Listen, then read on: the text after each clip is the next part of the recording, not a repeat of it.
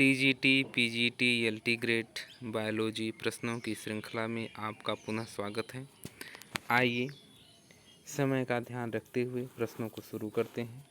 तो पहला प्रश्न है, वर्गीकरण की बेंथम एवं हुकर पद्धति है। तो फ्रेंड्स ऑप्शन देखिए और बताइए वर्गीकरण की बेंथम एवं हुकर पद्धति कौन सी है।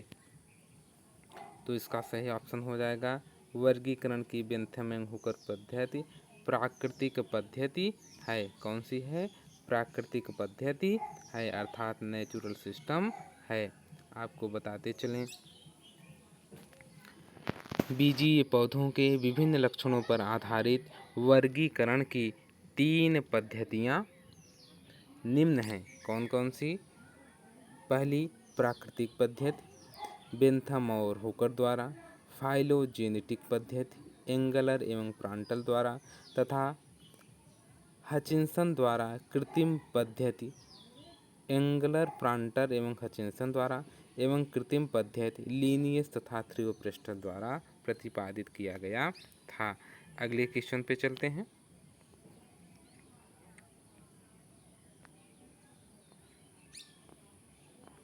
बेंथम तथा हुकर द्वारा दिया गया वर्गीकरण है। तो डियर फ्रेंड्स बताइए बेंथम एंड हुकर द्वारा कौन सी वर्गीकरण पद्धति दिया गया था। तो इसका ऑप्शन ए सही हो जाएगा, अर्थात प्राकृतिक पद्धति दिया गया था बेंथम और हुकर द्वारा। अगले क्वेश्चन पे चलते हैं। बेंथम और हुकर द्वारा प्रस्तावित वर्गीकरण पद्धति है। तो बेंथम और हुकर द्वारा प्रस्तावित वर्गीकरण पद्धति कौन सी है। तो इसका सही ऑप्शन हो जाएगा ऑप्शन नंबर डी प्राकृतिक पद्धति, अर्थात natural system Bentham and Hooker द्वारा प्रस्तावित वर्गीकरण पद्धति है। अगले क्वेश्चन पे चलते हैं।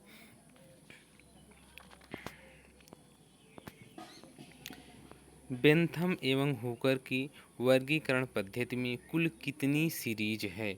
तो फ्रेंड्स बताइए कि बेंथम एवं हुकर की वर्गीकरण पद्धति में कुल कितने सीरीज हैं। Option A 13, B 9, C 21, D 11। तो बताइए कुल कितने सीरीज हैं। तो इसका सही आंसर हो जाएगा ऑप्शन नंबर सी, अर्थात 21 सीरीज है। आपको बताते चलें, बेंथम एवं हुकर ने बीज युक्त पौधों को द्विबीजपत्री डाइकोटिलेडन्स, जिम्नोस्पर्म तथा एक बीजपत्री मोनोकोटिलेडन्स में विभाजित किया। इनके द्वारा प्रस्तुत वर्गीकरण में कुल 21 सीरीज हैं, जिनमें से 14 सीरीज द्विबीजपत्री में तथा 7 सीरीज एक बीजपत्री में पाई जाती हैं। अगला क्वेश्चन,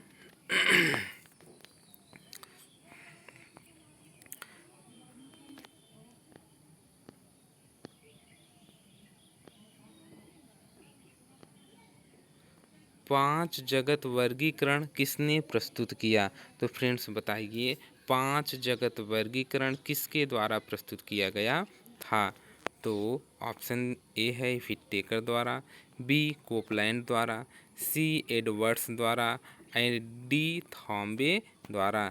तो इसका सही आंसर हो जाएगा विटेकर द्वारा, अर्थात 5 जगत वर्गीकरण पद्धति आर.एच. विटेकर ने प्रस्तुत किया था। आपको बताते चलें, 5 जगत वर्गीकरण विटेकर द्वारा 1969 में, 4 जगत वर्गीकरण कोपलैंड द्वारा 1938 में, 3 जगत वर्गीकरण हीकेल द्वारा 1866 में और 2 जगत वर्गीकरण लीनियस द्वारा 1735 में प्रस्तुत किया गया था।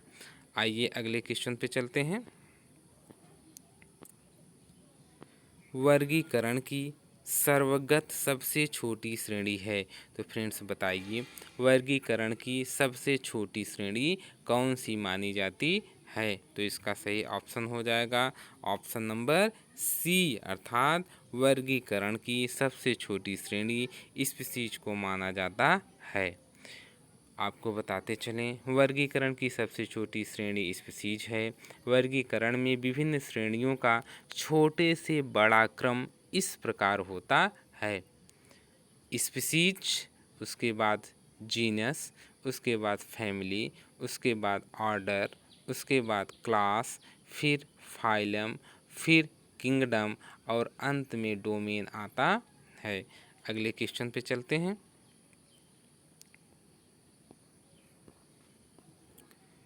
जंतु व्यवहार के अध्ययन को कहते हैं। तो फ्रेंड्स बताइए, जंतु व्यवहार के अध्ययन को क्या कहते हैं?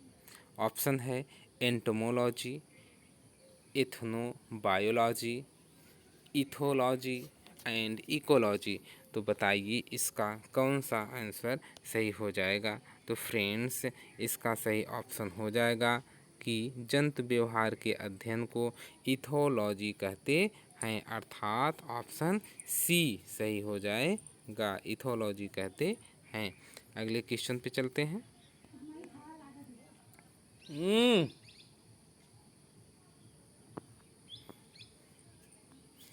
एक वायरस विषाणु में पाया जाता है।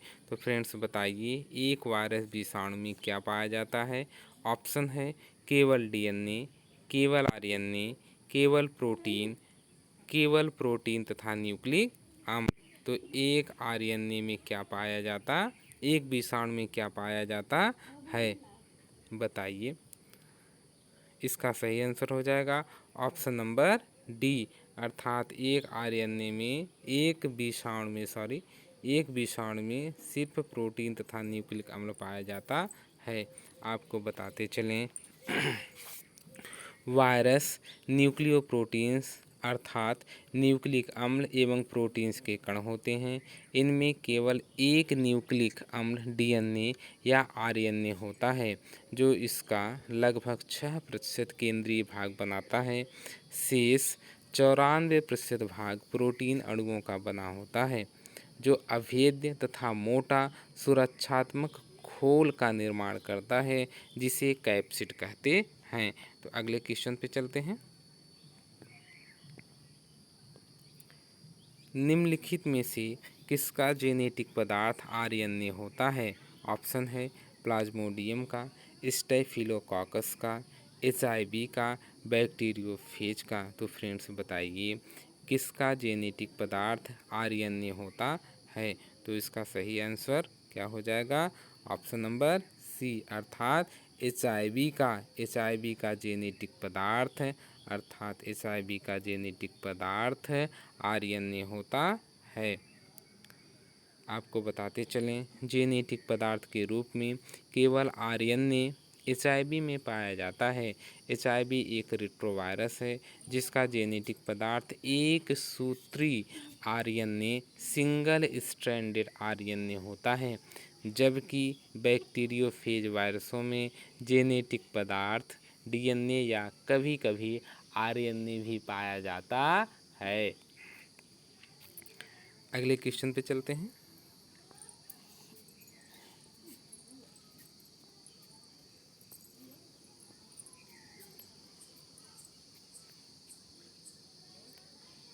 धन्यवाद।